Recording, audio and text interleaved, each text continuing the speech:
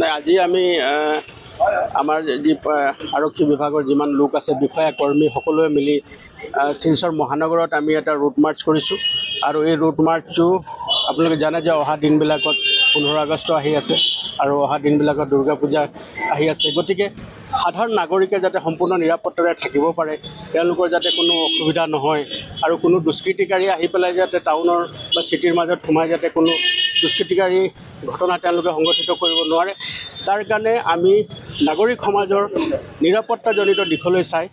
আমি এই foot March কৰিছোঁ আৰু মাজে মাজে আমি এইটো কৰি থাকোঁ গতিকে আমি সেই এটা ৰুটিন ৰুট মাৰ্চ এটা গোটেই মহানগৰখনত আমি কৰিছোঁ আমাৰ লগত সকলো ৰাজপত্ৰিত যি বিষয় আছে সকলো আমাৰ লগত আছে মানে থানাৰ আৰক্ষীৰ আমাৰ থানাৰ ভাৰপ্ৰাপ্ত বিষয়া আছে তাৰ লগতে আউটপোষ্টৰ আইচি সকলো আছে তাৰ লগতে সমগ্ৰ আমাৰ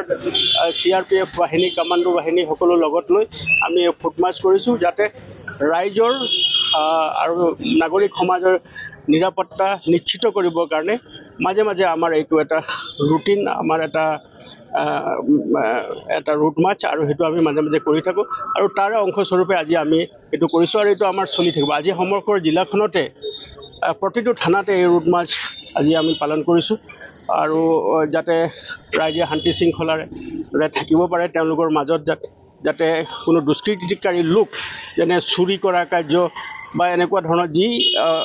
অপৰাধজনিত ঘটনা সংঘটিত কৰিব পৰা যিবিলাক উপাদান আছে সেইবিলাক ঠাউকতে আহি সোমাই যাতে কোনো ধৰণৰ এনেকুৱা ঘটনা সংঘটিত কৰিব নোৱাৰে তাৰ কাৰণে আমাৰ এই যি আমাৰ এটা পদ সঞ্চালন আমি গোটেই মহানগৰখনৰ লগতে সমগ্ৰ জিলাখনতে আজি এইটো আমি কাৰ্যকৰী কৰিছোঁ।